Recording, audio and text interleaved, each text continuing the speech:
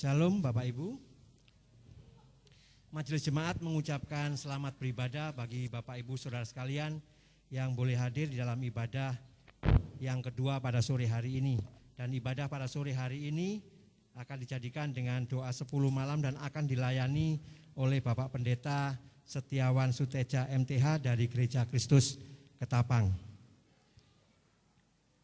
Doa 10 malam diberitahukan kepada jemaat sekalian bahwa doa 10 malam telah berlangsung dan akan terus berlangsung sampai dengan tanggal besok tanggal 30 sampai dengan tanggal 4 Juni 2022 pukul 19 atau 7 malam.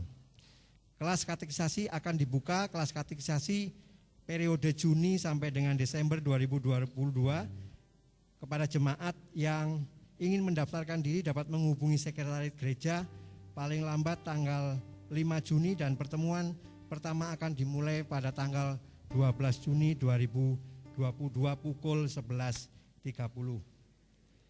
Baptisan kudus anak diinformasikan kepada seluruh jemaat yang ingin membaptiskan putra-putrinya dapat mengambil formulir di sekretariat gereja dan batas waktu penyerahan formulir selambat-lambatnya tanggal 12 Juni dan baptisan kudus ini dilaksanakan pada ibadah Minggu tanggal 26 Juni 2022 yang bertepatan dengan HUT Gereja Kristus Purwakarta. Sinode Cup akan dilaksanakan pada tanggal 2 Juli pada hari Sabtu 2 Juli 2022 bagi Bapak Ibu yang memiliki talenta bisa bermain badminton, catur dan tenis meja, juga futsal, bisa menghubungi Bapak Agung Subekti atau Saudara Jonathan Gotama. Dana kebersamaan dalam rangka mendukung seluruh kegiatan pelayanan di gereja, maka Majelis Jemaat menghimbau kepada seluruh anggota jemaat agar bersama-sama dapat memenuhi kewajiban dengan memberikan dana kebersamaan melalui amplop warna biru yang sudah dibagikan. Jika Bapak Ibu memerlukan amplop biru yang belum ada namanya, bisa mendapatkan melalui aser atau pintu masuk yang tersedia di depan. Grup-grup wilayah diinformasikan kepada anggota jemaat atau simpatisan yang berada di wilayah Sadang, Cibungur, bahwa GG Bapos akan dilaksanakan di rumah Bapak Yohanes Salmon, Perumahan Bukit Residen Blok K nomor 3 pukul 11 WIB atau 11 siang, kiranya dapat diperhatikan bersama. Untuk wilayah Panorama, Kota dan Munjul Diananyar untuk Rabu ini disatukan dengan ibadah doa 10 malam. Ibadah GG Remaja diinformasikan kepada seluruh anggota remaja bahwa pada hari Sabtu 4 Juni 2022 akan dilaksanakan GG Remaja pukul 3 sore di ruang remaja dan akan dilayani oleh Penatua Khusus Doni Triyono STH dari Gereja Kristus Purwakarta. Diharapkan seluruh anggota remaja dapat memperhatikan dan Tuhan Yesus memberkati. Demikian warta baca pada sore hari ini dan selamat beribadah.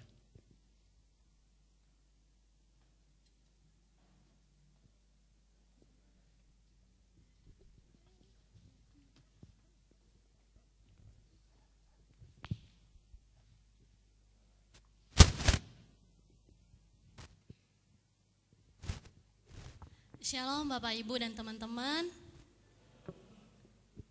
Lebih semangat lagi dong. Shalom. Shalom. Apa kabarnya pada sore hari ini? Luar biasa ya, kiranya Tuhan Yesus yang selalu menolong kita. Sore hari ini senang sekali rasanya boleh kembali bertemu dengan Bapak Ibu dan teman-teman di ibadah Minggu sore ini. Dan puji Tuhan, sore hari ini kita lebih ramai ya daripada minggu-minggu sebelumnya. Bersyukur atas kemurahan Tuhan kita boleh berkumpul di sini. Sebentar kita akan memulai ibadah kita.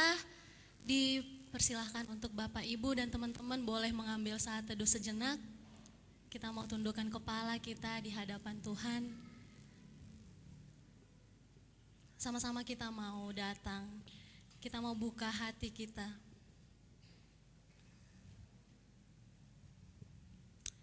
Mari sejenak tinggalkan beban dan rutinitas kita.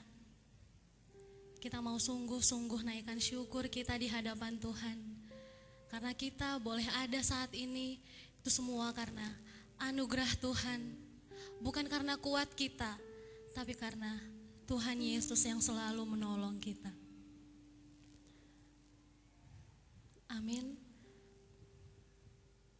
Pujian yang akan mengawali ibadah kita pada sore hari ini, sama-sama kita mau angkat pujian ini dengan kesungguhan hati kita mengikuti Yesus.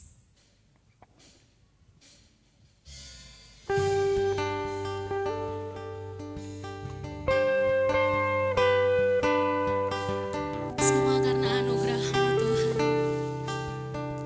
kami boleh ada saat ini.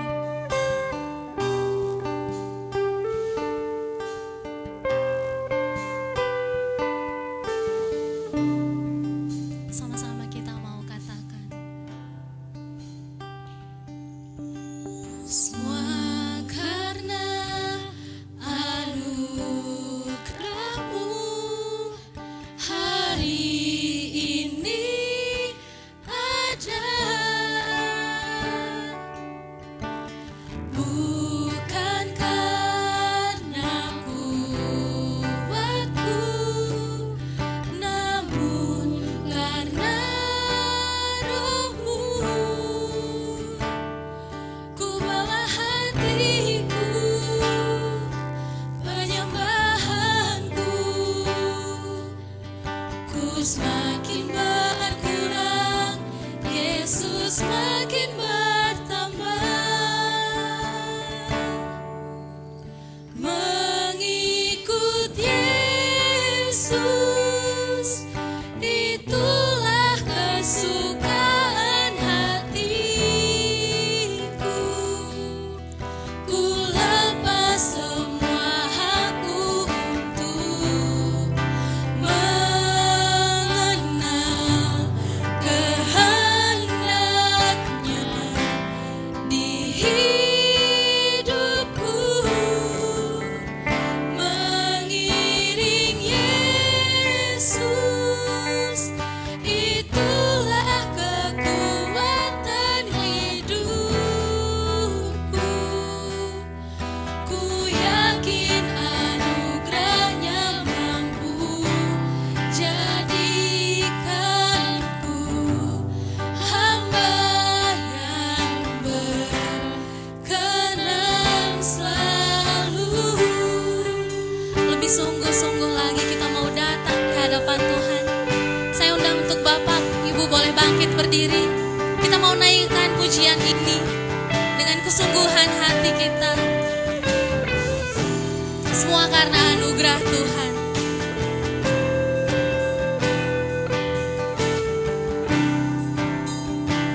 Sama-sama kita mau katakan, semua karena anugerah-Mu hari ini ada. Bukan karena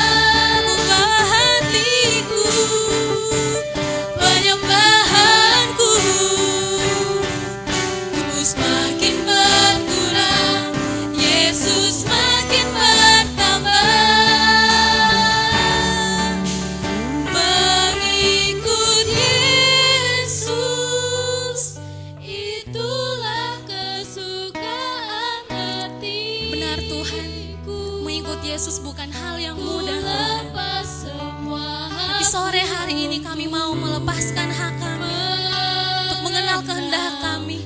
Biarlah kehendak-Mu yang terjadi dalam kehidupan kami, Tuhan. Bawa kami untuk mengiring-Mu, mengikut-Mu, Tuhan. Itulah kekuatan hidupku. Ku yakin anugerah-Nya mampu jadikanku hamba yang berkenan selalu.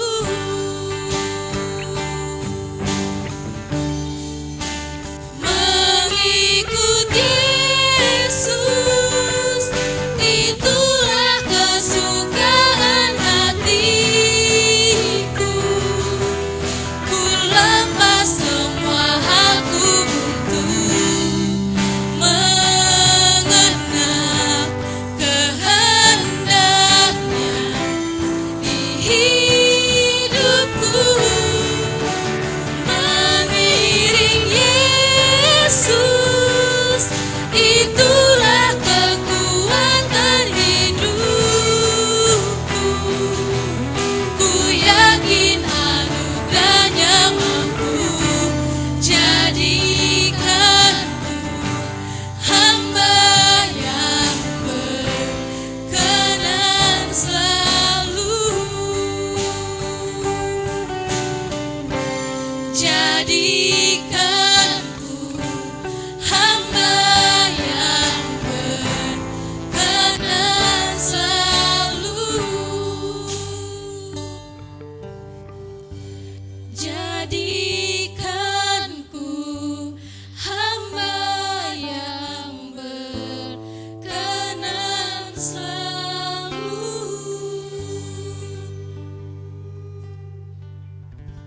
Saudara yang Tuhan Yesus kasihi, ibadah kita hari ini didasarkan atas pengakuan bahwa pertolongan kita di dalam minggu sore ini ialah datangnya dari Tuhan. Ya, Tuhan yang menjadikan langit dan bumi, Allah yang maha kasih dan kasih setianya kekal sampai selama-lamanya.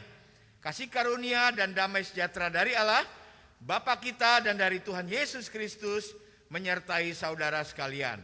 Amin. Sebab Kau besar.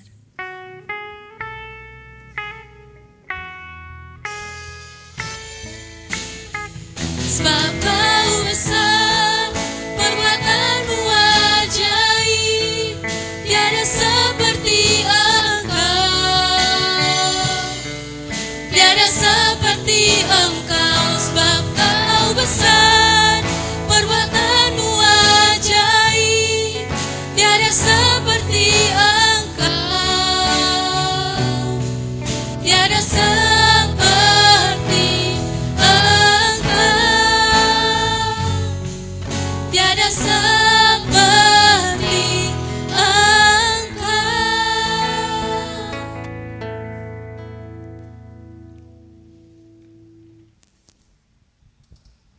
Jemaat Tuhan, nas pembimbing kita pada sore hari ini terambil dari Mazmur 107 ayatnya yang pertama sampai ketiga. Bersyukurlah kepada Tuhan sebab Ia baik, bahwasanya untuk selama-lama kasih setianya. Biarlah itu dikatakan orang-orang yang ditebus Tuhan, yang ditebusnya dari kuasa yang menyesakan, yang dikumpulkannya dari negeri-negeri, dari timur dan barat, dari utara dan dari selatan. Puji nama Tuhan, nas pembimbing ini mengingatkan kita kembali untuk tetap bersyukur karena kasih Tuhan begitu besar dan selalu setia untuk kita selama-lamanya. Amin. Masih tetap berdiri karena masih bersemangat. Amin. Amin.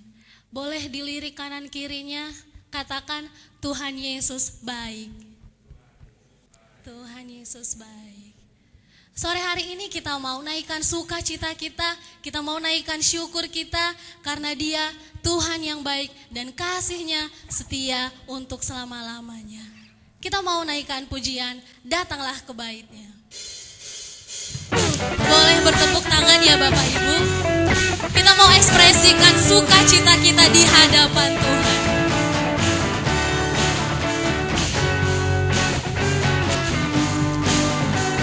Datanglah ke baitnya, datanglah ke baitnya dengan hati bersyukur ke dalam pelantarannya, dengan hati bersuka rasakan dan lihatlah betapa baiknya Tuhan baginya, berlindung padanya,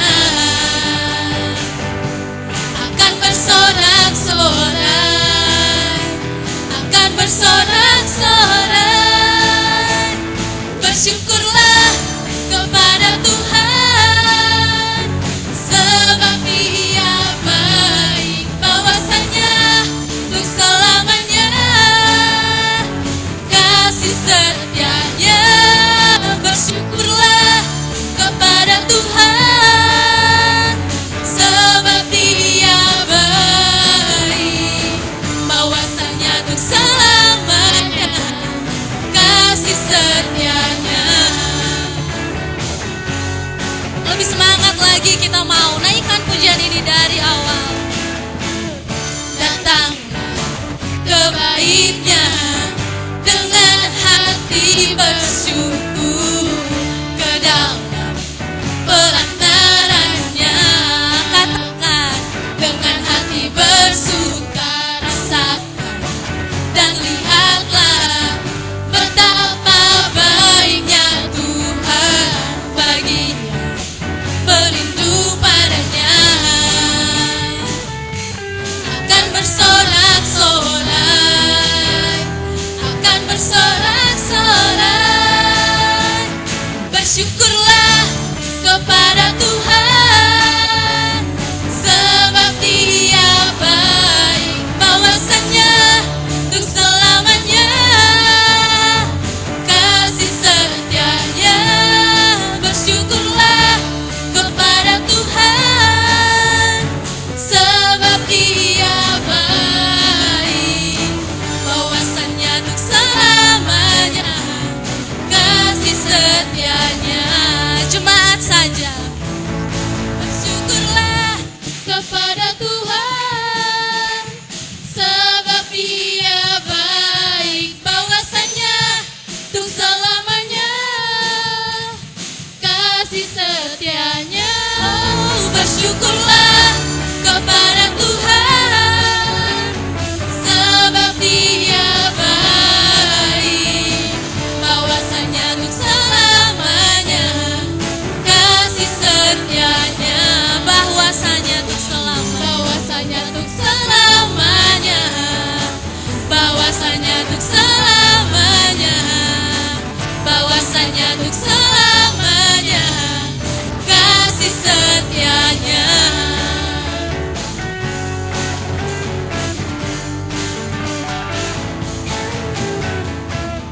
Berikan kemuliaan untuk Tuhan kita yang begitu baik.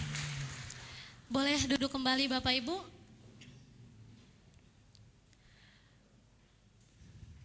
Jemaat Tuhan, hukum Tuhan pada sore hari ini terambil dari 1 Petrus 4 ayatnya yang ke-16. Tetapi jika ia menderita sebagai orang Kristen, maka janganlah ia malu, melainkan hendaklah ia memuliakan Allah dalam nama Kristus itu. Puji nama Tuhan Bapak Ibu dan teman-teman. Hukum Tuhan ini kembali mengingatkan kita untuk jangan pernah malu jadi orang Kristen. Harusnya kita bangga, kita bisa pikul salib, kita juga harus menderita karena Kristus. Karena Kristus sudah menderita terlebih dahulu untuk menebus dosa kita. Saat kita malu karena Kristus, disitulah kesempatan yang boleh kita pakai untuk memuliakan Tuhan, untuk menunjukkan iman kita yang kuat, tetap percaya bahwa dalam segala hal kita tetap bisa merasakan penyertaan Kristus yang sudah menembus dosa kita. Jemaat yang terkasih dalam Tuhan Yesus, Marilah kita datang kepada Tuhan untuk merendahkan diri, mengaku segala dosa dan kesalahan kita kepadanya, serta memohon pengampunan dari Tuhan. Kita mau tundukkan hati kita dengan sikap berdoa, apapun itu dosa kesalahan yang belum Bapak, Ibu, dan teman-teman bereskan pada sore hari ini. Tuhan Yesus rindu, Tuhan Yesus mau anak-anaknya mengalami pertobatan. Mari kita datang ke hadirat Tuhan. Tuhan Yesus mau kita dipulihkan.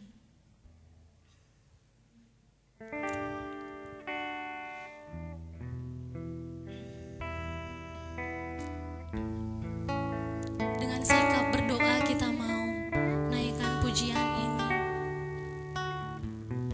Kami tahu Tuhan, dalam segala perkara Engkau turut bekerja mendatangkan kebaikan bagi setiap kami. Itulah sebabnya Tuhan, ajar kami mengerti Tuhan, mengerti rencana-Mu dalam kehidupan kami. Ajar ku mengerti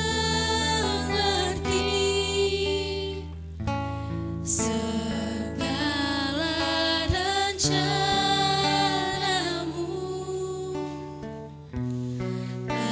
Ajar ku berserah hanya padamu.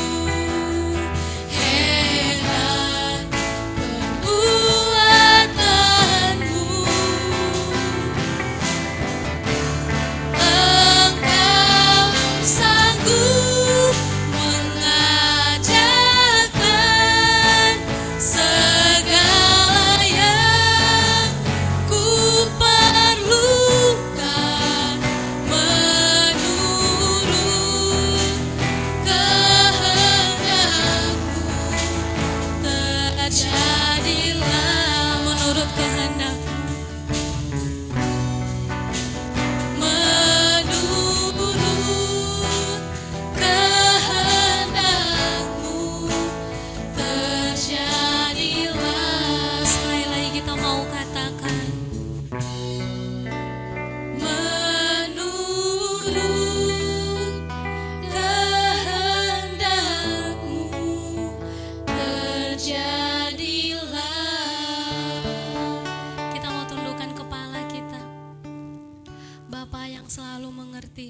Dan mengenal kehidupan kami. Terima kasih Tuhan atas pengampunan-Mu dan kasih-Mu yang boleh kami rasakan. Terima kasih, kami bersyukur dan kami berterima kasih. Haleluya, amin. Bapak, Ibu, dan teman-teman, dipersilakan untuk bangkit berdiri. Kita akan mendengarkan berita anugerah yang terambil dari Roma 3 ayatnya yang ke-25. Kristus Yesus telah ditentukan Allah menjadi jalan perdamaian karena iman. Dalam darah-Nya hal ini dibuatnya untuk menunjukkan keadilan-Nya. Karena Ia telah membiarkan dosa-dosa yang telah terjadi dahulu pada masa kesabaran-Nya. Amin, kita mau responi berita anugerah ini dengan menaikkan pujian, ada kuasa. Sama-sama kita mau tepuk tangan.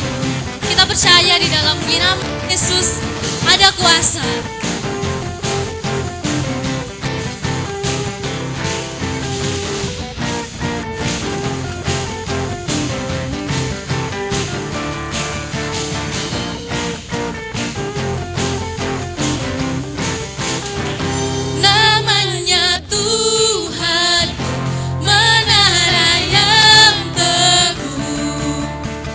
Kota benteng perlindunganku.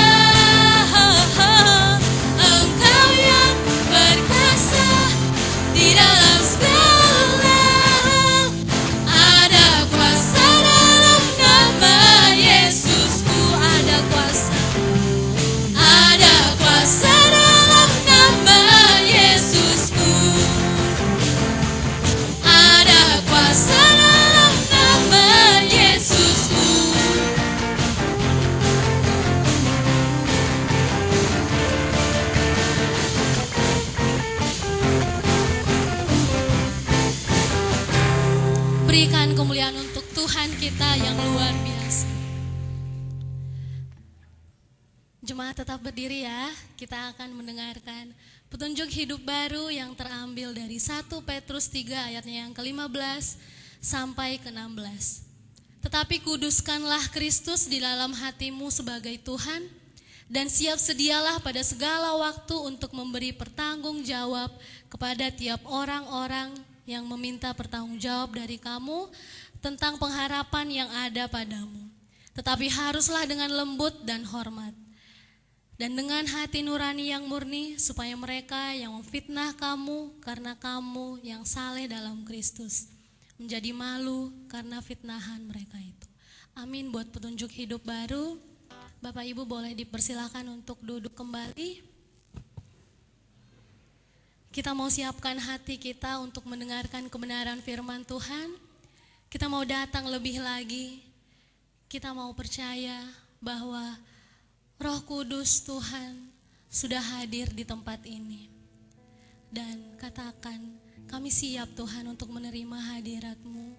Jamalah setiap kami Tuhan. Karena hati kami tenang di dalam-Mu. Biarlah kuasa-Mu mengalir Tuhan. Kiranya Engkau yang boleh melawat setiap kami.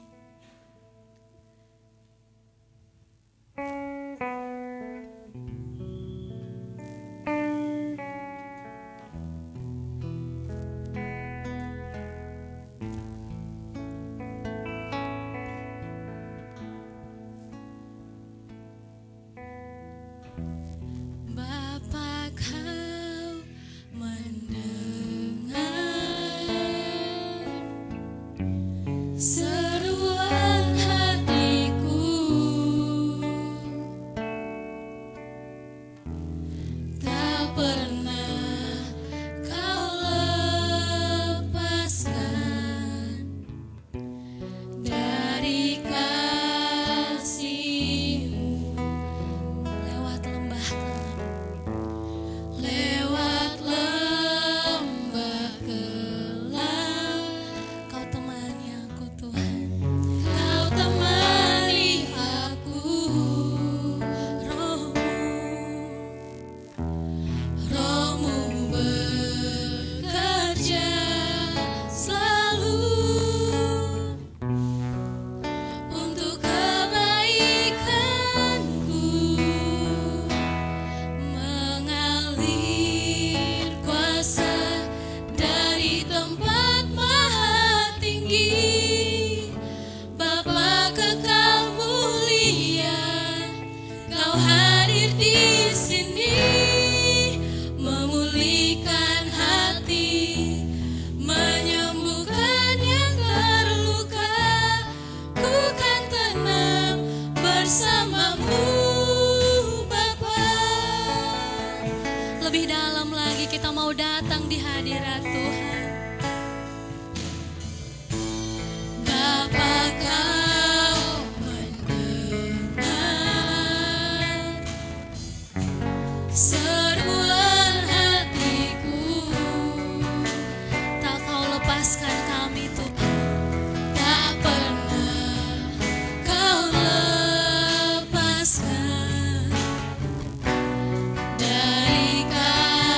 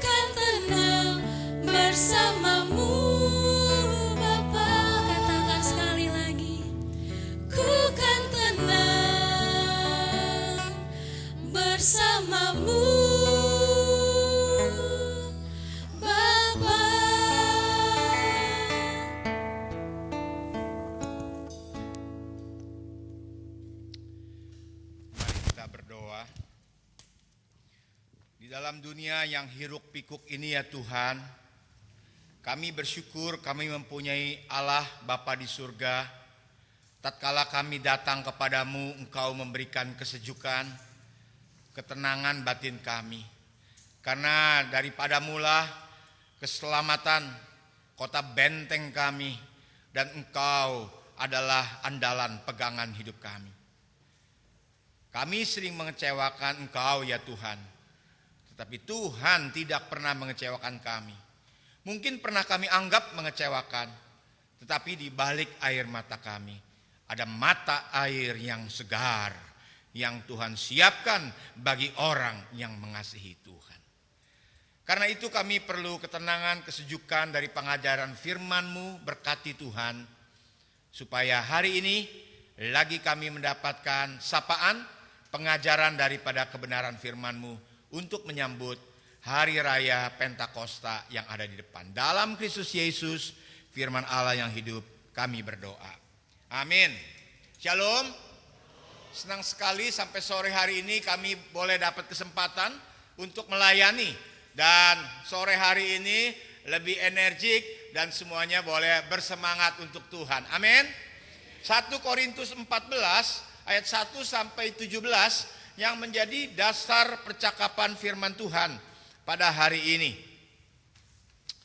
1 Korintus 14 ayat 1 sampai 17 kita baca secara responsoria, artinya kita baca secara bergantian. Saya ganjil, Jemaat Tuhan Genap. Lembaga Alkitab Indonesia memberi judul sekali lagi tentang karunia roh. Ayat 1 sampai 17. Kejarlah kasih itu dan usahakanlah dirimu memperoleh karunia-karunia roh, terutama karunia untuk bernubuat.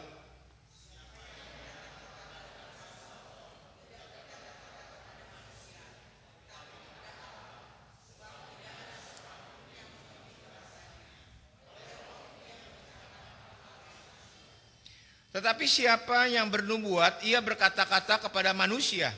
Ia membangun, menasehati, dan menghibur.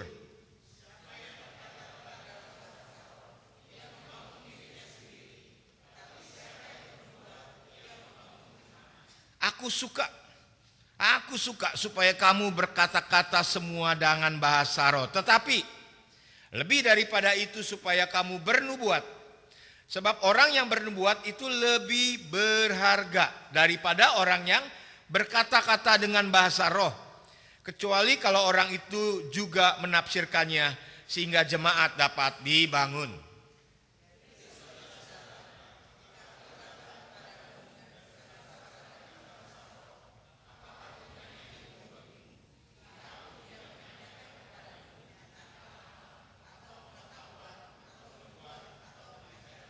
Sama halnya dengan alat-alat yang tidak berjiwa, tetapi yang berbunyi, seperti seruling, kecapi. Bagaimanakah dapat mengetahui lagu, apakah yang dimainkan seruling atau kecapi, kalau keduanya tidak mengeluarkan bunyi yang berbeda?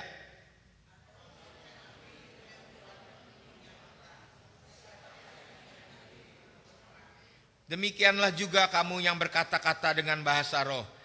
Jika kamu tidak mempergunakan kata-kata yang jelas, bagaimanakah orang dapat mengerti apa yang kamu katakan? Kata-katamu itu hanya sia-sia saja, kamu ucapkan di udara.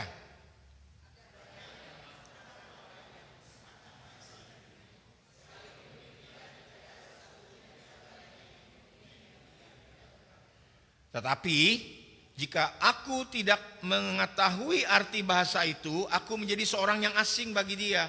Yang mempergunakannya, dia orang asing bagiku.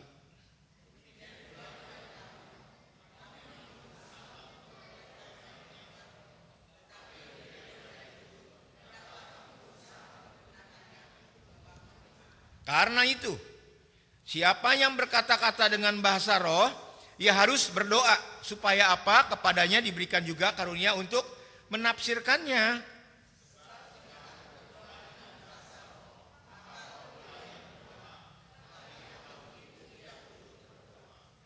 Jadi apakah yang harus aku buat?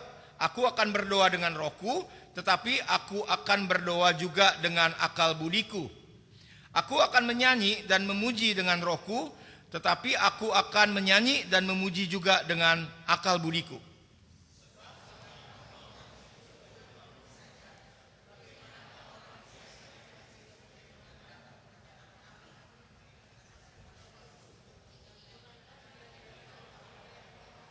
Bersama-sama, sebab sekalipun pengucapan syukurmu itu sangat baik, tetapi orang lain. Amin. Demikianlah sejauh pembacaan firman Tuhan, mestinya sampai ayat yang terakhir, tetapi ini sudah mewakili dalam pembacaan firman Tuhan kita hari ini. Berbahagialah yang membaca firman Tuhan bisa menangkapnya serta melaksanakan dalam kehidupan kita hari lepas hari. Amin. Saudara, hari ini kita mempunyai tema karunia roh, khususnya bahasa lidah, saudara. Mungkin pada bertanya, apa ajaran daripada gereja Kristus? Saudara, biasa kami mempunyai 10 hari untuk berdoa. Dari kenaikan, menunggu Roh Kudus dicurahkan untuk memperingati ini, kita banyak berdoa, doa 10 malam. Karena itu tema kita karunia roh dan bahasa lidah. Saudara, pada suatu saat ada percakapan di dunia antah berantah, yaitu jari-jari tangan bercakap satu dengan yang lainnya. Si jempol berkata kepada teman-temannya, "Hai kawan, lo mesti tahu yang paling hebat adalah gua." Kenapa? Karena gua bro hebat sekali bro. Kenapa? RCTI pakai gua. Kalau kecap cap jempol, mana ada kecap cap kelingking. Orang yang hebat juga semuanya pakai jempol. Temen yang satu kupingnya panas. Lo boleh hebat, tetapi kalau gua di dunia pendidikan hebat. Orang gak mungkin jadi insinyur, dokter, semua yang berhasil sekarang tanpa tongkat Musa. Apa itu tongkat Musa? Tongkat pendidikan. Gak mungkin gak melewati PAUD, TK, SD, SMP. Begini ya katanya ibu guru, anak-anak diam ya, harus disiplin, jangan berisik. Gak mungkin orang berhasil tanpa tongkat pendidikan. Gua yang paling hebat yang membuat orang sukses. Yang satu temennya bilang, kita jejer yuk satu dengan yang lain. Siapa yang paling tinggi? Ya gua lah. Kalau orang cebol main basket, dari bawah shoot ini ke atas. Kalau gue NBA Amerika men, gua loncat. Dan gua masukin bola itu bukan dari bawah ke atas, dari atas ke bawah. Saudara, semuanya mempunyai pride dan juga kebanggaan masing-masing. Si jari manis gak mau kalah. Ini kan di gereja ya, kita ngomong gak usah jauh-jauh lah. Di gereja siapa yang paling dipakai oleh Tuhan? Contohnya kalau pernikahan, jari siapa yang paling dipakai? Pernikahan tuker cincin, aku mau mengambil engkau sebagai istriku. Dimasukin cincin, lambang emas, lambang suci. Dan itu tak berkesudahan kasih setia Tuhan. Dimasukin ke jari mana? Ya gua lah. Jari manis, lemah pahit. Gua yang paling kece, gua paling cakep. Pokoknya gua lah yang dipakai dan yang paling berkenan kepada Tuhan. Terakhir nih ya, terakhir ya. Ini si kecil jangan main-main. Dibilang gua di asrama baru dapat hadiah, baru dapat piala karena soal bersih-bersih. Dinas kebersihan di Purwakarta, di semuanya, kalau nggak ada gua nggak bersih itu kota. Karena apa? Gua ini dinas kebersihan. Kalau bersihin ini, pernah lihat bersihin ini pakai jempol, saudara? Pakai ini. Jadi gua yang paling hebat. Saudara, ini cuma sandiwara seketika. Saya lagi mau menjelaskan, kalau tangan ini ribut satu dengan yang lain merasa lebih hebat, dan ini bisa tukeran. Tukeran itu maksudnya ribut satu dengan yang lain. Saudara, kalau dia kompak, dia bisa mengangkat sesuatu. Kalau dia ribut, apalah arti satu daripada kekuatan 5 ini. Sebenarnya saya lagi berusaha untuk menjelaskan, inilah gambaran latar belakang jemaat di Korintus. Nats yang tadi kita baca, saudara. Kenapa? Mereka sedang ribut satu dengan yang lainnya, yaitu tentang karunia yang berbeda-beda. Alkitab mencatat perjanjian baru semuanya kira-kira 20-21 karunia di Efesus, di Korintus dan sebagainya, saudara. Tetapi mereka salah menangkap, salah mengerti karunia. Kenapa mereka ribut? Dikarenakan spiritualitas jemaatnya masih belum matang. Mereka individualistisnya tinggi, egois dan berkelompok-kelompok. Makanya di ayat-ayat awal itu dikatakan ada golongan Paulus, golongan Apolos, yang satu nggak mau kalah. Gua golongan Kristus, gua paling rohani. Kalau situasi seperti ini, orang merasa paling, ya pasti dampaknya pada suatu saat bisa sangat bahaya. Ada jemaat yang merasa kurang puas dengan karunia-Nya sehingga menjadi sensitif. Sedikit-sedikit kalau pendapatnya nggak terima, tersinggung, dia pergi dari gereja. Nah, ini punya karunia tajam, tetapi kerohaniannya masih kanak-kanak. Ada lagi yang overconfidence, saudara. Merasa karunianya paling menonjol, paling hebat. Kamu natural, saya supranatural. Kamu punya nasihat memberi, mempunyai karunia menasihati, memberi. Saya bahasa roh, saya menyembuhkan orang. Saya ini supranatural, lebih daripada kamu. Jadi sombong dan meremehkan orang. Akibat meremehkan orang, orang tersinggung. Yang keluar dari gereja apa? Kedagingan yang ada. Walaupun awalnya memakai Tuhan, rohani, dan hal-hal yang bersifat Alkitabiah katanya. Kedagingan kalau mulai berbicara, ini satu dengan yang lain menjadi salah mengerti. Salah menangkap karunia yang Tuhan berikan, salah menggunakannya, dan akhirnya bisa menjadi kapiran seperti ini. Pertanyaannya, Pak, apa sih itu karunia roh? Saudara, karunia roh adalah kemampuan rohani dari Tuhan. Bukan kemampuan pribadi karena kuat gagah kita, saudara. Makanya tidak boleh kalau itu dari Tuhan menjadi dasar persaingan. Apalagi untuk kepentingan kelompok kita. Lebih naas lagi untuk prestasi dan prestise kerohanian kita secara pribadi. Itu salah sekali. Bapak tahu dari mana ini? Karena pendeta di sana lebih hebat daripada pendeta begini dan sebagainya. Kita klasifikasi menurut sekuler, menurut kantor. Tetapi menurut Alkitab, mari kita buka 1 Korintus 12 ayat 11. Ini konsep Alkitab yang kita pakai, saudara. Karunia berbeda-beda, tetapi dari satu roh. Ayat 11 dari 1 Korintus 12. Tetapi semuanya ini dikerjakan oleh roh yang satu dan yang sama, yang memberikan karunia kepada tiap-tiap orang secara khusus seperti yang dikehendakinya.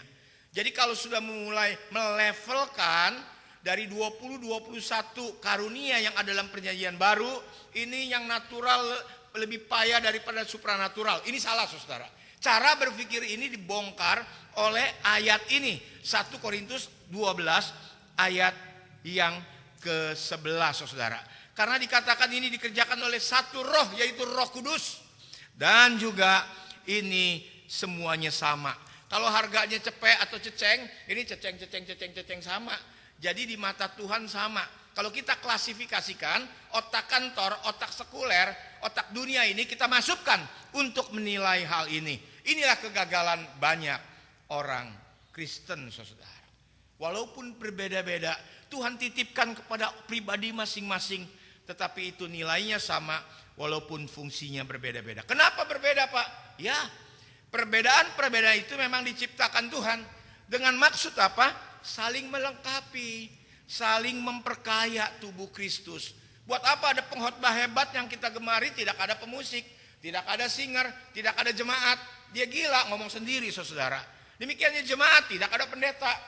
Bayangin kalau tadi kita nyanyi semangat, tidak ada musik. Kita saling membutuhkan satu yang lain. Itulah tubuh Kristus. Nah, pengertian inilah yang mau ditanamkan bagi orang yang ribut.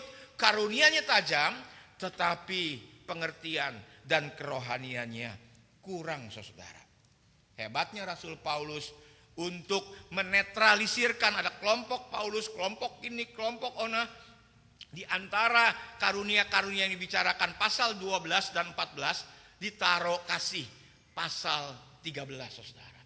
Dan kasih ini kita tahu menarik sekali ditaruh di tengah-tengah pasal 12, 14. Karena apa? Ayat 1 sampai 3, semua percuma, semua hebat tetapi tidak ada kasih, seperti gong yang berkumandang dan bergemerincing. Saya bisa bahasa manusia, saya bisa bahasa roh, saya bisa malaikat sekalipun, tanpa kasih itu nothing, tidak ada gunanya. Saudara, jadi ini yang lebih penting daripada karunia, iman, pengharapan dan kasih. Dan yang terbesar dan yang terpenting adalah kasih. Senang sekali melihat tokoh Paulus cara menghandle masalah di tengah-tengah keributan.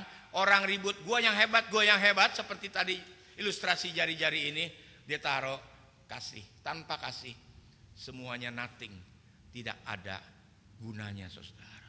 Nah, kita bisa mendapatkan kesimpulan dari uraian saya dan ayat ini bahwa kesehatan kehidupan rohani kita tidak diukur dari karunia roh. Jadi dari apa, Pak? Dari buah roh. Galatia 5, 22, 23. Kalau mau lihat orang rohani, bukan hebat dia nyanyi, memang karunianya, bukan hebat dia khotbah, bukan hebat ini. Kalau jam terbangnya udah tinggi, otomatis bisa hebat walaupun orangnya nggak rohani, saudara. Oh begitu, Pak? Iya, karena kehidupan rohani kita ditentukan levelnya bukan untuk karunia, ukurannya bukan karunia, tetapi buah roh. Yang 9 itu kasih, sukacita, damai sejahtera, kemurahan, dan terus sampai yang ke-9 adalah penguasaan diri. Saya bisa ngomong seperti ini karena ada contoh di Alkitab. Orang mempunyai karunia tajam. Matius 7 ayat 21-23. Di akhir zaman nanti ada yang bilang, Tuhan saya sudah bernubuat, artinya berkhotbah. Tuhan saya sudah mengadakan mujizat.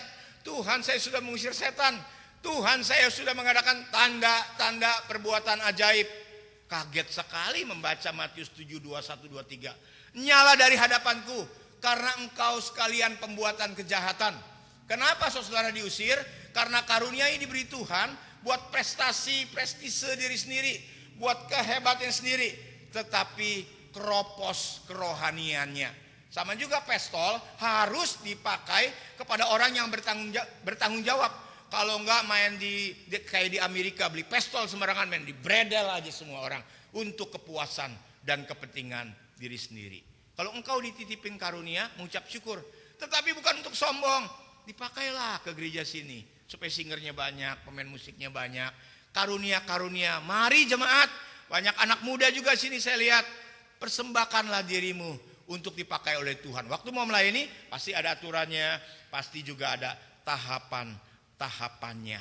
Ini tentang latar belakang dan konsep karunia tubuh Kristus.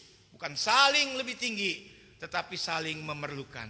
Saya perlu singer, saya perlu pemain musik, walaupun saya pengkhotbah. Dan saya sangat perlu jemaat sekali. Buat apa saya menteriak semua di sini? Khotbah saya bagus, tetapi tidak ada satu orang pun di tempat ini. Oke, yang kedua yaitu sekarang kita bahas khusus karunia bahasa lidah, saudara. Mungkin kita tahu di beberapa gereja berbeda-beda. Mungkin saya sekarang nggak ngomongin gereja lain, yaitu ngomongin pengajaran daripada gereja Kristus yang ada di Ketapang, Purwakarta, Bandung, dan sebagainya. Mungkin ada yang bertanya, kenapa di gereja Kristus bandnya sama, musiknya sama, apalagi sore hari, semuanya sama. Tetapi kenapa tidak ada bahasa roh, Pak? Bahkan ada yang bertanya, nggak ada Roh Kudusnya di gereja. Oh, itu pertanyaan perlu kita tanggapin dan jawab. Orang kalau bisa mengaku Kristus adalah Tuhan, itu adalah kuasa Roh Kudus, saudara. Dan gereja ini tidak bisa kebangun tanpa kuasa Roh Kudus. Oh, ini sudah berapa tahun. Jadi tidak ada satu gereja pun di dunia ini tanpa Roh Kudus bekerja di dalam hati orang percaya. Karena Roh Kudus bekerja bukan yang utama mengajarkan orang berbahasa lidah, tetapi yang terutama menobatkan orang, menginsyafkan orang dari dosa. Sehingga ada gereja, ada pertobat baru, ada yang datang beribadah kepada Tuhan. Saudara, ada beberapa jawaban daripada firman Tuhan ini. Dengan pertanyaan sekali lagi, kenapa di Sinode Gereja Kristus atau gereja Protestan lah semuanya itu ya, tidak ada acara bahasa roh waktu habis penyembahan sebelum khotbah, diberi kebebasan dan sebagainya? Jawabannya dari nats yang tadi kita baca. Oh, banyak sekali, tapi izinkan saya untuk membagikan beberapa saja. Ayat 2 kita baca. Siapa yang berkata-kata dengan bahasa roh, ia tidak berkata-kata kepada manusia, tetapi kepada siapa? Allah. Sebab tidak ada seorang pun yang mengerti bahasanya, oleh roh itu mengucapkan hal-hal rahasia. Saudara, kita mengakui ada bahasa roh, tetapi bukan dipakai untuk di gereja. Kenapa? Karena itu bahasa tidak dimengerti, yaitu bahasa yang rahasia. Bukan untuk manusia, tetapi untuk Tuhan. Artinya boleh dipakai di kamar sendiri, penyembahan, dan kalau didapat karunia oke, dan sebagainya, saudara. Tetapi di ibadah dikatakan ini karena tidak dimengerti, saudara. Dan yang berikut, saudara, lebih berharga di mana? Khotbah yang dimengerti, kata-kata yang dimengerti, bahasa pujian yang dimengerti, bisa menghibur, membangun, menasehati jemaat. Seperti nyanyi kita kan tadi indah ya, Bapa Engkau sungguh baik dan sebagainya. Daripada yang gak dimengerti, saudara. Ayat yang kelima berkata seperti demikian. Aku suka supaya kamu semua berkata-kata dengan bahasa roh. Bukan gak ada bahasa roh, ada. Tetapi lebih daripada itu supaya kamu bernubuat. Bernubuat saya aplikasikan praktis itu kayak berkhotbah begini. Sebab orang yang bernubuat itu lebih berharga. Tolong garis bawahi ayat 5. Lebih berharga daripada orang yang berkata-kata dengan bahasa roh. Kecuali kalau orang itu juga menafsirkannya, sehingga jemaat dapat dibangun. Jadi jelas sekali, saudara, khotbah sama bahasa roh, kita mendahulukan khotbah. Yang gak mengerti, bahasa yang gak mengerti, sama yang mengerti, kita pasti rame-rame ini beribadah yang dimengerti. Itu dikatakan lebih berharga, lebih baik daripada kita ngomong yang orang tidak tahu dan akhirnya dikatakan seperti ngomong sama angin atau di udara akan menjadi sia-sia. Itu yang pertama, karena bahasanya tidak dimengerti sama orang yang ada di sekitar. Yang kedua, bahasa roh ini karena sorry sekali, ini adalah karunia yang paling egois. Dari 21, kebanyakan itu karunia membangun, memberi nasihat, memberi kemurahan. Memberi kemurahan gak selalu harus uang. Kita memberi senyum, itu kemurahan dan sebagainya. Tetapi karunia yang paling egois, yang kedua ini, adalah karunia bahasa roh. Tidak tepat dia ditaruh di level yang tinggi. Ada, tetapi malahan dia ada di level yang paling rendah. Bapak tahu dari mana? Ayat 4. Siapa yang berkata-kata dengan bahasa roh, ia membangun dirinya sendiri. Sedangkan kekristenan itu kan kasih, menjadi berkat, blessing. Kalau memperkaya diri sendiri, kalau menguatkan diri sendiri, bukan gak boleh. Tetapi ibadah ini milik Tuhan dan milik bersama, saudara.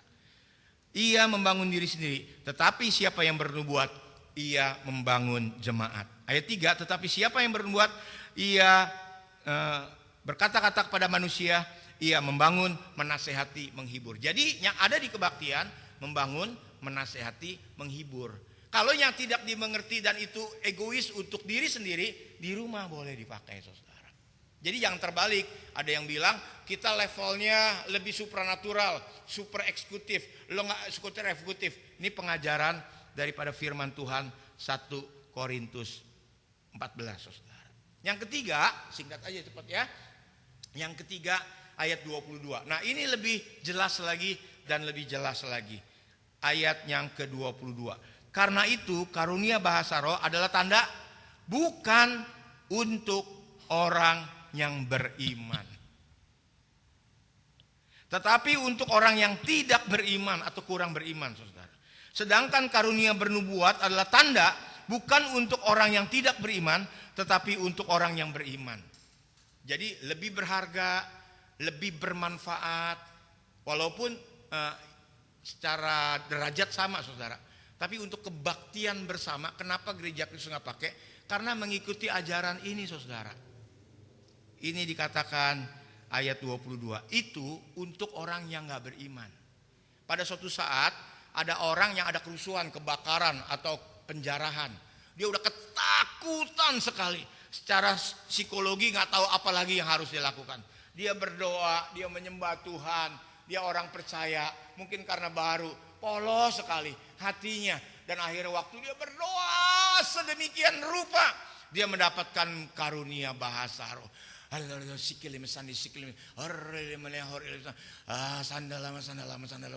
Dia mendapat. Dan itu kekuatannya luar biasa sekali. Tetapi ini cuma salah satu karunia, bukan untuk level rohani. Dan ini tanda orang itu lagi ketakutan, lagi kurang beriman. Bahkan dikatakan ayat 23, tidak beriman. Sedangkan nubuat, khotbah ini bermanfaat untuk mengajar, untuk menghibur, untuk menasihati. Bukan hanya berkhotbah, pujian kita tadi. Kalau kita hayati, saya lihat ada yang nyanyi semangat, waktu menyembah Tuhan ada kata-kata. Kadang-kadang kita pulang nih 1,5 jam ini, ada 1-2 kata dari pengkhotbah, dari pujian yang menyentuh, bahkan meneteskan air mata. Kenapa? Karena bahasa itu dimengerti.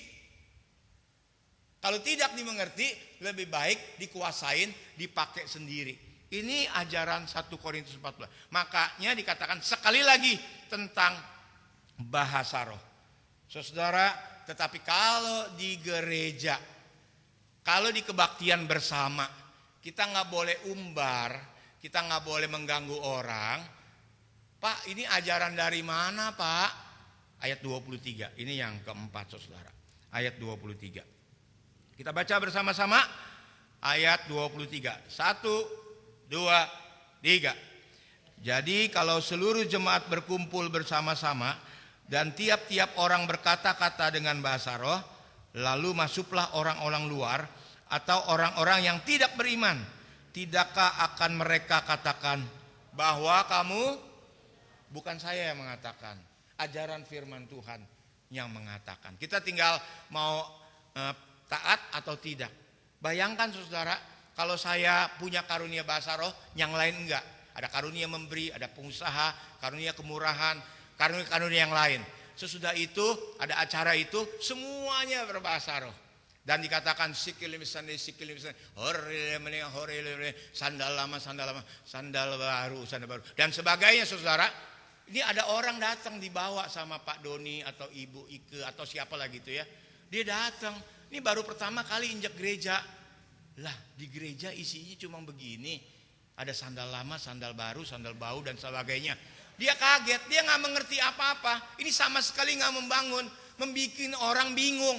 Bahkan dikatakan oleh Rasul Paulus Alkitab, ini bukan karena saya ya, dikatakan nanti orang sangka di dalam gereja ada orang gila, ngomong tidak dimengerti. Yang pasti itu dia punya karunia tetapi egois. Berdasarkan nats ini, berdasarkan beberapa poin yang tadi saya katakan, ini gereja Kristus menertibkan supaya tidak chaos, tetapi semuanya Roh Kudus itu berjalan tertib dan teratur. Nah, mungkin ada yang mau bertanya lagi nih. Itu udah gereja Kristus ya. Ya, sekarang bertanya, Pak, kok ada gereja-gereja yang lain? Dasar ayatnya di mana? Kebanyakan di Kisah Para Rasul, Saudara. Buat kami, Kisah Rasul itu adalah pengalaman bersama dengan Tuhan. Kalau perkataan Tuhan Yesus, perkataan pengajaran Rasul Paulus itu pengajaran. Apa beda sih Pak pengalaman dan pengajaran? Pengalaman buat pribadi lagi. Pengajaran untuk kelompok bersama. Contoh, ada orang dulu KKR, suruh bawa koran saudara. Kenapa? Itu pendetanya waktu pertama kali bertobat, itu dia punya kuasa kegelapan, dilepaskan, dia muntah saudara. Mungkin sekalian lagi masuk angin, nggak boleh dekolgen, nggak boleh mason gitu ya. Jadi dia punya pengalaman, waktu bertobat dilepaskan dari kuasa kegelapan, dilepaskan oleh pendeta yang lain, dia menjadi pentobat baru, dia muntah saudara. Sesudah dia jadi pendeta, ini kalau pengalaman dibawain jadi pengajaran. pengalaman dibawain untuk pengajaran bersama. Akhirnya semua di Jakarta itu tahun berapa dulu ya, itu bawa koran. Kenapa? Itu kalau keluar kuasa-kuasa kegelapan atau roh-roh jahat semuanya harus muntah. Yang lebih repot lagi, semua pengajaran yang dari mimbar bertambah. Kalau nggak muntah apa? Dikorek aja supaya muntah. Wah gila, kok jadi jauh begini saudara.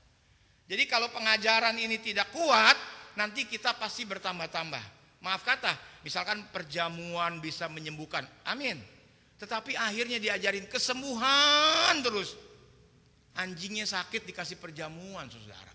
Itu sudah melanggar, udah meleset, udah melanggar perintah Tuhan. Karena itu memperingati kematian dan penderitaan Tuhan Yesus. Sekarang anjingnya sakit karena dari peringatan yang utama menjadi yang second. Apakah bisa dari perjamuan sembuh? Bisa. Tuhan mah gak usah diatur saudara. Jangan ngatur Tuhan. Tetapi pengajaran dari Alkitab, perjamuan itu untuk manusia yang memperingati kematian Tuhan. Ada kesembuhan bisa Pak? Bisa. Tetapi karena kucingnya sakit, anjingnya sakit, dia bawa untuk anjing dan kucing. Kan dia udah tambah meleset saudara. Banyak sekali pengajaran-pengajaran bisa meleset. Saya jadi hamba Tuhan karena patah kaki. Saya kalau khotbah membawa pengalaman saya menjadi pengajaran, hai semua yang patah kaki pasti dipanggil oleh Tuhan menjadi hamba Tuhan. Atau yang patah kaki jadi hamba Tuhan, atau yang belum patah kaki kalau bisa patah kaki dulu saudara. Karena pengalaman ini beda, pengalaman pribadi sama khotbah pengajaran. Kalau pribadi bagusnya bersaksi saudara, bukan berkhotbah. Artis bertobat, ya dia bersaksi, nggak apa. Tetapi semuanya bisa menjadi pengkhotbah. Jadi semuanya mengeluarkan pemikiran-pemikiran diri sendiri membaca Alkitab. Itu dinamakan eisegese, memasukkan pikirannya membaca Alkitab yang sudah ada word view-nya sehingga membangun pengajaran sendiri. Semua orang bisa menjadi hamba Tuhan, satpam jadi hamba Tuhan, artis jadi hamba Tuhan dan sebagainya. Tanpa sekolah, tanpa apa. Pak, sekolah itu penting nggak? Penting sekali. Apakah sekolah itu pasti lebih benar? Enggak juga.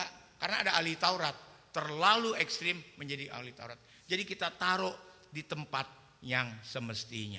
Kedua, bahwa di kisah para rasul itu banyak pengalaman-pengalaman. Kisah Rasul 2 sama kisah Rasul 10 itu berbeda-beda kalau kita membaca. Kalau orang dipenuhi Roh Kudus, pasti bisa berbahasa roh. Itu di kisah Rasul 2. Kata siapa saudara? Itu ada juga penafsir mengatakan waktu hari Pentakosta itu bukan bahasa roh saudara, tetapi karunia pendengaran. Karena itu tidak mungkin terjadi lagi. Kenapa tidak mungkin terjadi lagi? Ada orang Arab, ada orang Media, Mesopotamia, dan dari seluruh dunia kumpul. Waktu dia berkata-kata itu bukan bahasa yang tidak dimengerti. Kisah Rasul 2 itu ajaib karena Roh Kudus turun. Semua yang Tuhan kerjakan ajaib saudara.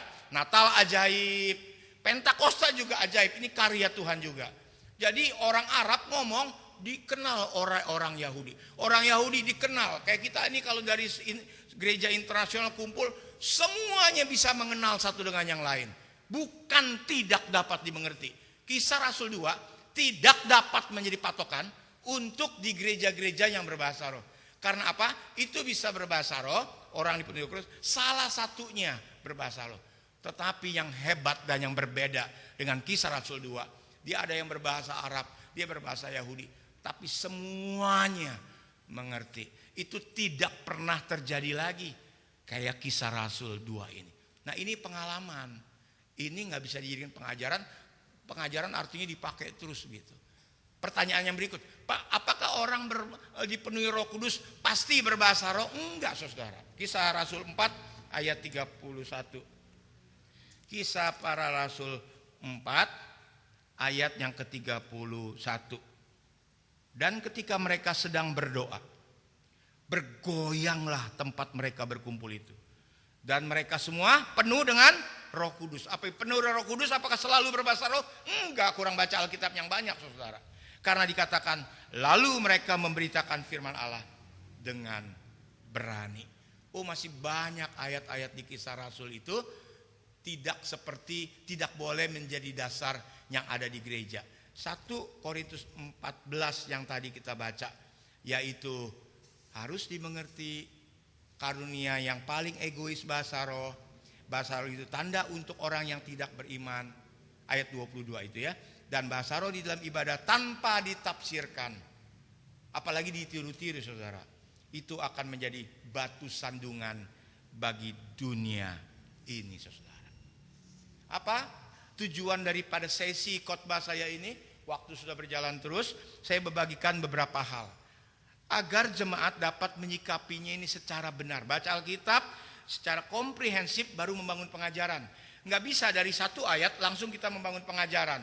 Ya, ini mestinya berapa sesi seminar ini ya. Tetapi dengan garis besar saya memberitahukan. Kita punya prinsip, tetapi jemaat gereja Kristus, saya berhak mengajarkan, memberitahu, tidak boleh menjelekkan dan menghakimi gereja lain yang berbeda dengan kita. Kebanyakan dari kisah para rasul yang gereja-gereja itu. Tetapi itu bisa dibahas secara intens. Kita lebih pada 1 Korintus 14. Dan ini pengajaran Rasul Paulus. Dan ini sudah terjadi chaos, masalah di jemaat Korintus. Jadi kita punya prinsip, tetapi tidak boleh menjelekkan dan menghakimi orang lain. Kalau ditanya kenapa, saya jelaskan seperti ini. 1 Korintus 14 seperti yang kita sudah dengar. Yang kedua, melalui session ini atau khotbah saya ini, agar kita ini saling membangun. Jangan kita lebih kaya, gue donatur, meremehkan orang lain. Itu gak bagus saudara. Karena ada juga yang dipakai oleh Tuhan dalam bidang yang lain. Yaitu pengedaran kantong kolekte, pemain musik. Semuanya dari roh yang sama dan semuanya setara. Pakailah, persembahkanlah karunia kita yang ada untuk kemuliaan nama Tuhan. Yang dimengerti dasarnya adalah kasih. Supaya waktu kita pelayanan kalau nyanyi tadi, aduh puji Tuhan, saya minggu ini kebaktian boleh dikuatkan. Saya dengar khotbah hari ini, saya boleh dapat pencerahan. Kayaknya pula mau belajar lagi ini. Nah itu hal-hal yang men-trigger di ibadah setiap minggu. Kalau begini kita bertumbuh bersama-sama. Mari kembangkan dan gunakan karunia-karunia rohani yang dari Tuhan semaksimal mungkin, bukan untuk diri kita tetapi untuk kemuliaan bagi nama Tuhan. Biarlah pengajaran dan firman Tuhan ini boleh mengajar dan memberkati kita pada malam hari ini. Kita berdoa.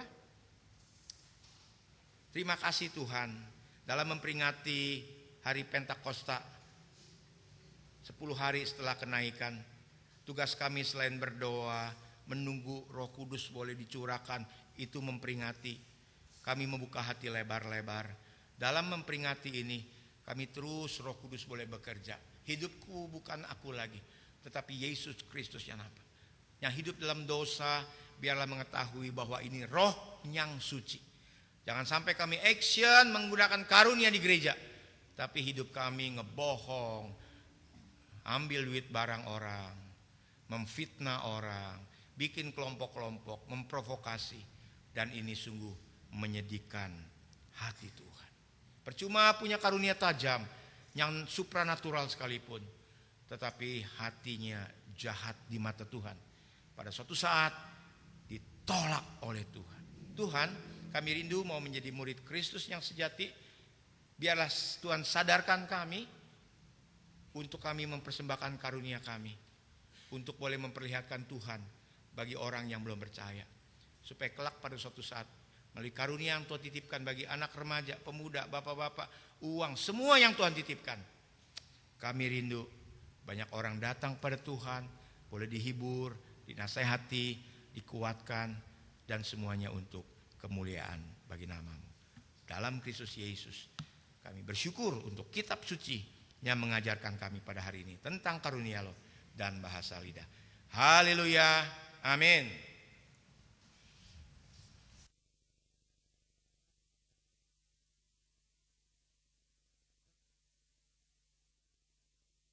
Kita sudah disegarkan oleh kebenaran firman Tuhan. Saya mengajak Bapak Ibu untuk bangkit berdiri.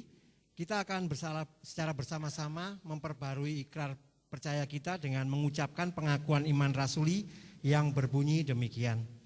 Aku percaya kepada Allah, Bapa yang Maha Kuasa, Khalik langit dan bumi, dan kepada Yesus Kristus anaknya yang tunggal Tuhan kita, yang dikandung dari Roh Kudus, lahir dari anak darah Maria, yang menderita di bawah pemerintahan Pontius Pilatus, disalibkan, mati dan dikuburkan, turun ke dalam kerajaan maut. Pada hari yang ketiga, bangkit pula dari antara orang mati, naik ke surga, duduk di sebelah kanan Allah, Bapa yang Maha Kuasa, dan akan datang dari sana untuk menghakimi orang yang hidup dan yang mati. Aku percaya kepada Roh Kudus, gereja yang kudus dan am, persekutuan orang kudus, pengampunan dosa, kebangkitan orang mati, dan hidup yang kekal. Amin. Dipersilahkan duduk kembali, kita akan mengikuti doa syafaat. Mari saudara, kita menyatukan hati kita dalam ibadah ini. Kita menaikkan syafaat-syafaat kita di hadapan Tuhan. Bapa kami dalam sorga, kami bersyukur untuk negara Republik Kesatuan Indonesia ini yang Tuhan berikan bagi kami. Kami mendukung hamba-hamba Tuhan di dalam perspektif kebangsaan, yaitu pemimpin kami Presiden Joko Widodo bersama wakilnya Haji Maruf Amin. Tuhan memberkati beserta kabinet periode, kiranya memberikan hikmat akal budi, mengambil setiap keputusan dan kebijaksanaan demi kesejahteraan bangsa dan masyarakat yang 200 juta lebih ini, supaya mereka adil dan beradab. Kami juga berdoa 2 tahun lagi akan melaksanakan pemilu atau pilkada serentak. Kiranya Tuhan juga akan menolong dan juga akan memimpin negara ini supaya berjalan lancar dan aman. Pasti ada lutup-lutupan, pasti semuanya egois seperti jemaat Korintus mau menang dan sebagainya. Tuhan, kami berdoa di balik semuanya keinginan daging manusia, apalagi kalau melibatkan kuasa kegelapan. Kami mau berjalan sebagai gereja, mau menjadi berkat bagi bangsa ini dalam nama Tuhan Yesus. Dijauhkan daripada kuasa-kuasa kegelapan. Dan di balik semuanya itu ada Tuhan yang berdaulat dari tahun ke tahun, dari pemilu-pemilu. Tuhan memimpin dan memberi yang terbaik bagi bangsa ini. Kami berdoa untuk dari persiapan, pendaftaran, perhitungan suara yang terjadi supaya tertib dan tidak terjadi lagi politik yang bermuatan sara yang memecahkan masyarakat bagi kesatuan Republik Indonesia. Kami berdoa supaya Tuhan sendiri yang akan memberkati dan memimpin bangsa ini. Kami berdoa bukan hanya untuk bangsa ini, tetapi juga perdamaian dunia. Salah satunya atau diantaranya adalah pertikaian antara Rusia dan Ukraina. Ya Tuhan, kasihanilah mereka, banyak yang sudah mulai kekurangan pangan. Mereka ada yang berduka, bahkan anak-anak, bahkan ribuan orang yang sudah meninggal, termasuk tentaranya. Beri pencerahan bagi pemimpin-pemimpin bangsa yang terlalu egois, hanya karena kekuasaan, karena pride, karena diri lebih hebat, sampai banyak ribuan jiwa yang meninggal. Kami berdoa untuk usaha perdamaian dunia boleh terjadi, sehingga ini tidak memicu perang dunia ketiga. Biarlah bukan kehendak kami, tetapi kehendak-Mu yang menjadi. Kami berdoa untuk Gereja Kristus Purwakarta di tempat ini. Berkati segenap aspek pelayanannya, program kerjanya, rohaniwan, majelis jemaat, badan pengurus, koordinator dapat sinergi dengan baik satu dengan yang lain, supaya iklimnya saling menghargai seperti tubuh Kristus yang dikhotbahkan. Dan Tuhan memberkati karunia, potensi yang ada, semuanya sumbangsi hanya untuk kemuliaan nama Tuhan dan pembangunan tubuh Kristus. Berkati kebaktian sore ini dan pagi supaya jemaat bertambah-tambah dan semuanya boleh dibangun melalui ibadah, melalui semua kegiatan yang gereja ini lakukan. Kami juga berdoa bagi jemaat yang bergumul. Kiranya Tuhan juga akan memberikan kesembuhan bagi yang mengalami kelemahan tubuh. Ibu Selvi, Ibu Esther, Bapak Lukas, serta para lansia yang lain. Demikian juga pemuda yang lagi mencari kekasih, yang cari pekerjaan, ada masalah ekonomi, masalah rumah tangga. Ya Tuhan, Gembala Agung yang baik, ulurkanlah tangan-Mu yang penuh kuasa. Kami tahu setiap atap punya ratap masing-masing, tetapi kasih setia Tuhan melebihi daripada air mata yang ada. Supaya kasih setia Tuhan memberkati setiap pribadi, setiap rumah tangga jemaat Tuhan yang hadir maupun di rumah masing-masing. Terima kasih untuk ada rencana pengembangan Bapos Gereja Kristus Purwakarta yang berada di wilayah Sadang Cibungur. Baik tempat, dana, jemaat, perizinan, lingkungan yang kami perlukan.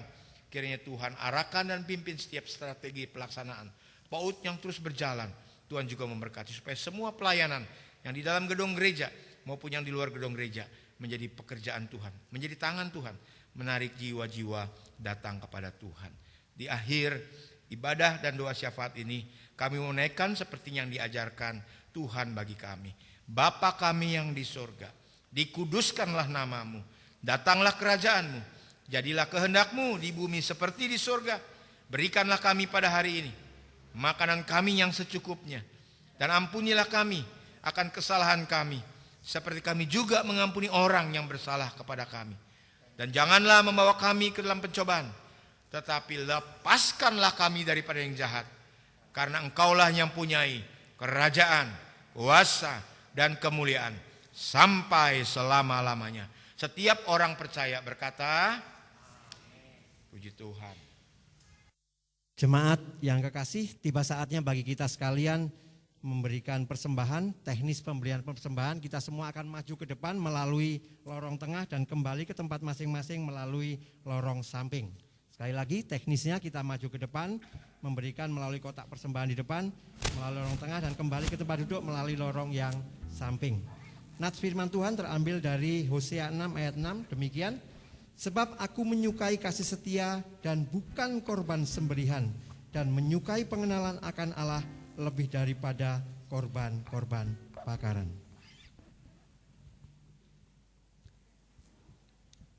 Pujian persembahan, penuhkan pialamu.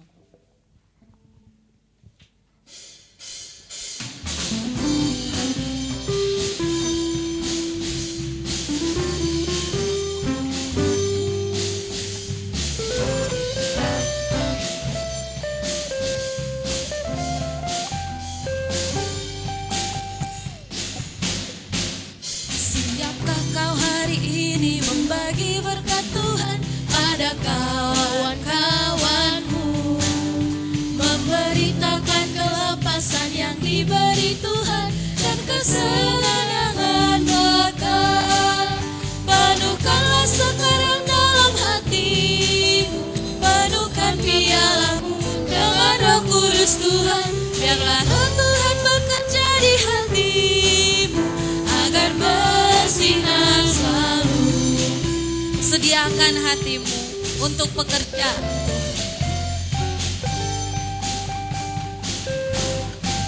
Sediakan hatimu untuk pekerjaan Tuhan, menjadi saksi Kristus, dengan berani memberitakan Injil Tuhanmu pada dunia yang gelap.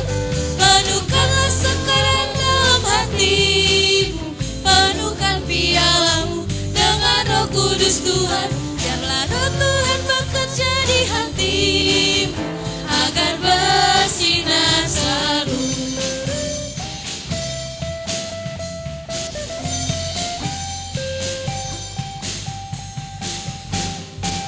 Siapkah kau hari ini membagi berkat Tuhan pada kawan-kawanmu, memberitakan kelepasan yang diberi Tuhan dan kesenangan bakal. Penuhkanlah sekarang dalam hatimu, penuhkan pialamu dengan Roh Kudus Tuhan. Biarlah Roh Tuhan bekerja di hatimu agar bersinar selalu. Biarlah Roh Tuhan bekerja di hatimu agar bersinar selalu. Biarlah Roh Tuhan bekerja di hatimu agar bersinar selalu. Jemaat dipersilahkan untuk bangkit berdiri.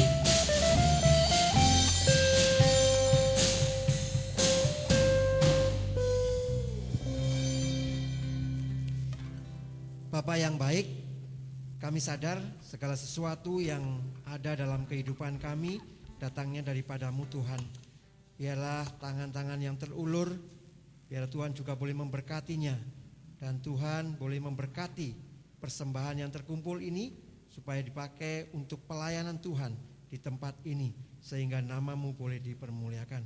Berkati setiap pengurus, setiap seksi yang mengelolanya Tuhan. Biarlah melalui pekerjaan ini nama Tuhan juga boleh dipermuliakan. Di dalam nama Tuhan Yesus kami sudah berdoa dan mengucap syukur. Amin.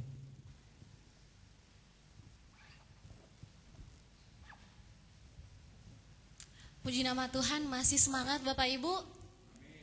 Masih semangat? Amin. Kita semua diberkati oleh kebenaran firman Tuhan. Semua yang ada di tempat ini merasa terberkati, amin? Amin. Untuk karunia rohani yang boleh kita dengarkan firman Tuhan pada malam hari ini, ayo untuk anak-anak muda, khususnya pemuda remaja yang punya karunia rohani, boleh gabung sama kita di sini, sama-sama kita mau dipakai Tuhan untuk menjadi alat kemuliaan Tuhan. Gak usah malu-malu, nanti kalau misalnya mau, boleh langsung kontak saya atau abang-abang yang di belakang itu, atau lewat nomor yang di bawah ini. Oke, kita sudah berada di penghujung ibadah. Makin semangat nih, sudah berada di penghujung ibadah. Satu pujian yang akan menutup ibadah kita, Aku Diberkati. Kita semua diberkati karena Allah sanggup menyediakan.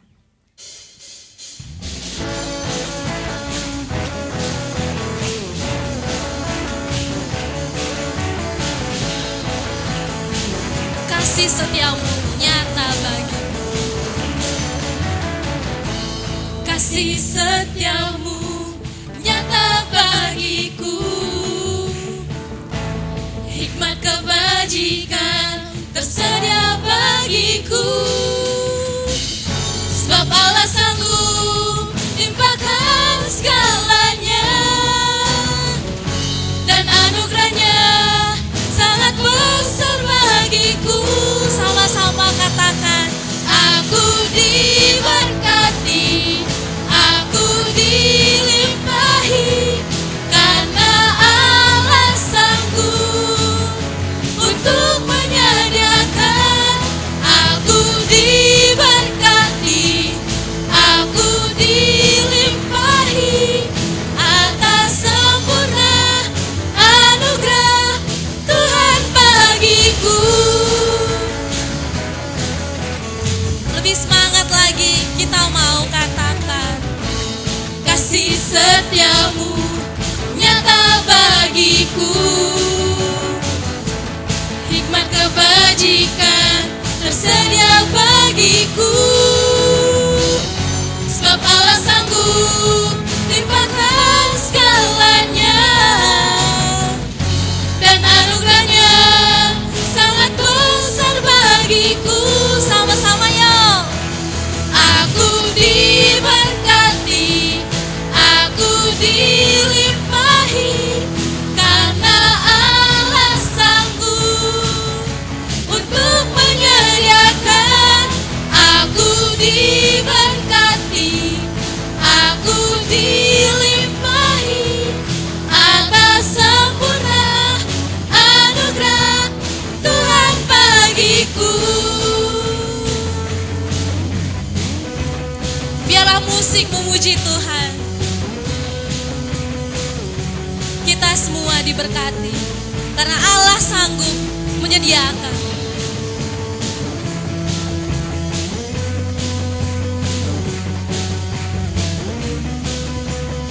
Sama-sama kita mau katakan, sebab Allah sanggup limpahkan segalanya dan anugerahnya besar bagi kita.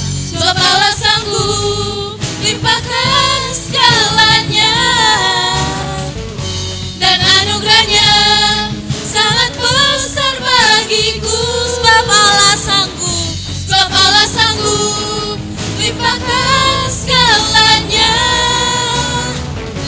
dan anugerahnya sangat besar bagiku.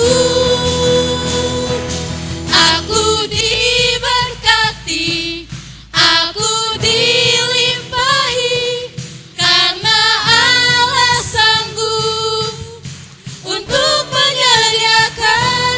Aku diberkati, aku dilimpahi, atas sempurna anugerah Tuhan bagiku.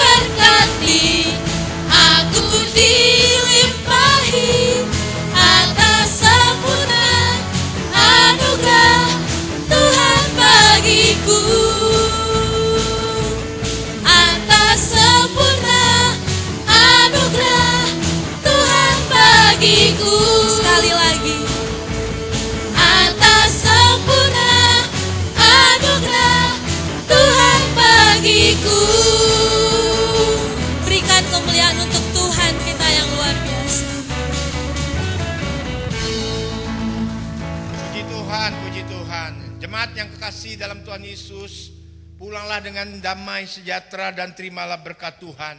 Kasih karunia Tuhan Yesus Kristus dan kasih Allah Bapa serta persekutuan Roh yang Kudus menyertai kita sekalian dari sekarang sampai selama-lamanya. Biar setiap orang yang percaya berkata,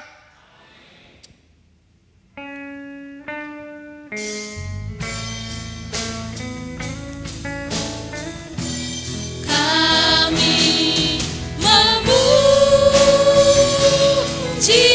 kebesaran-Mu, ajaib Tuhan, ajaib Tuhan. Kami memuji kebesaran-Mu, ajaib Tuhan, ajaib Tuhan,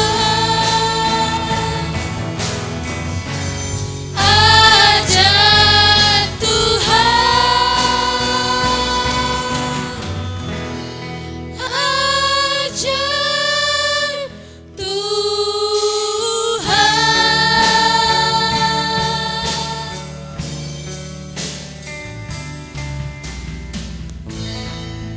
Jemaat boleh mengambil saat teduh sejenak.